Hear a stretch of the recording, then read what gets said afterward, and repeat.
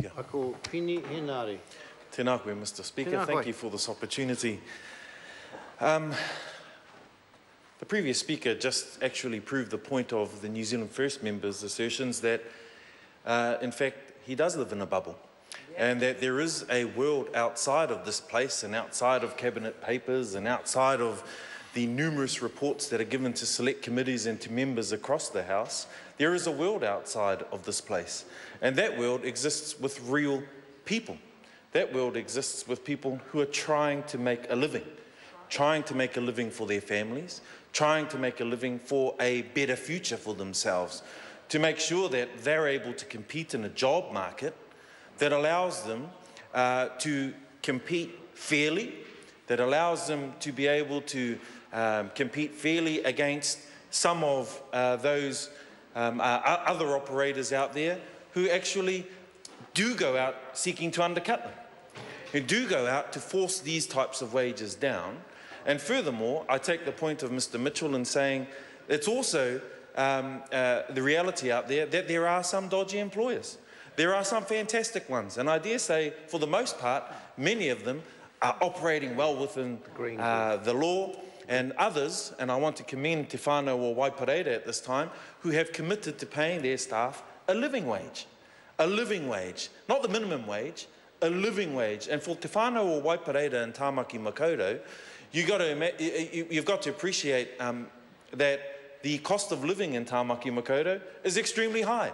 So I congratulate Te Whānau o Waipareira and all of the good employers out there that actually do right by the contractors, do right by the people, because Mr. Mitchell is right when he says it is about people.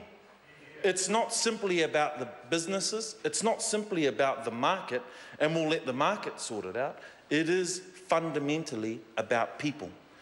So this particular bill, Mr. Speaker, I stand obviously to support my colleague, the Honourable David Parker, and his attempts to bring fairness into this space.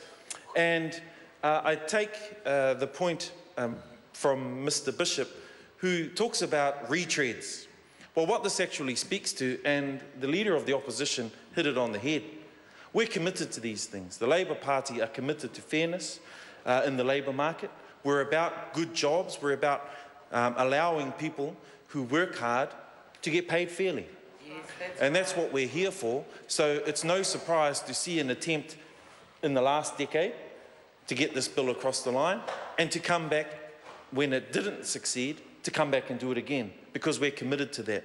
We don't flip-flop. We don't make policy or decisions on the hoof and off the cuff and as we run, and we'll pay people to leave Tāmaki Makaurau and all of the other things. Mr. Bishop also spoke about intentions versus outcomes. Well, I think that's pretty rich, given the bright line legislation around property and capital gains tax that was recently introduced by this government is actually, as they've mentioned in the debates on that particular bill, well, it's well intended, but it actually does nothing. It does absolutely nothing, and we challenge them on that. Mr. Speaker, at its core, this bill is about being fair. It's about making sure that, as already mentioned, if someone works hard, that they're paid fairly.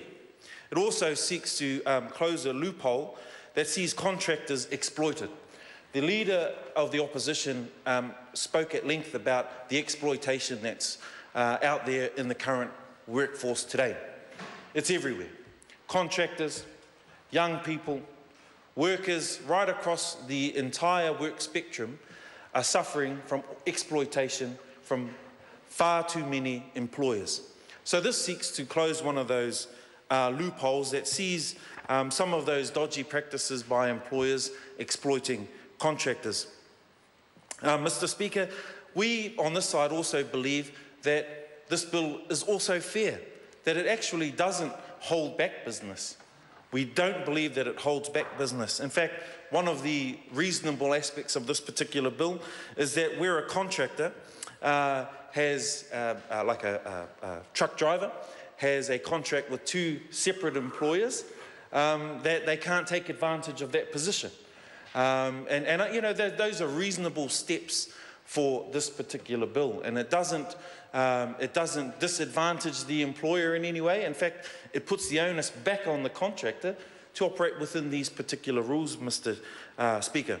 So we recommend an amendment to new section 6A in clause 10 to provide for that particular issue.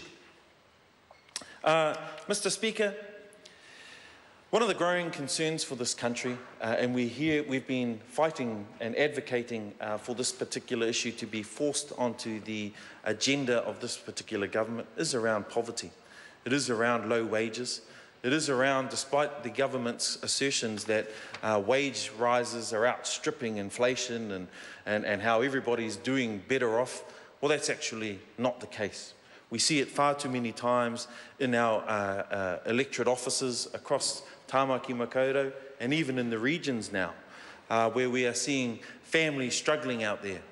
So we want to see this first step into bringing equity in this particular field to make sure that contractors are paid fairly, that employers are looking after those people who actually make their business. And we also, in this particular bill, Mr. Speaker, would recommend that the minimum rate of remuneration be reviewed annually, so that we don't come back in 10 years' time trying to seek another equitable position for contractors in the marketplace. So we have a constant review process that goes annually to make sure that, well, actually the wages that are being paid to contractors often will keep up or at least track the cost of living for many of our people out in Aotearoa, New Zealand. So finally, Mr. Speaker, the Labour Party, this side of the House, stand to support this bill, to congratulate the Honourable David Parker for his hard work in this space. There were many challenges on the Select Committee process where Mr. Parker, along with my colleagues on this side of the House, put up a good fight, and we hope that this government realises that these particular pieces, these particular bills are actually for the betterment of all Kiwis, for all New Zealanders, and not just for the very few. Kia ora, Mr. Speaker. Kia ora.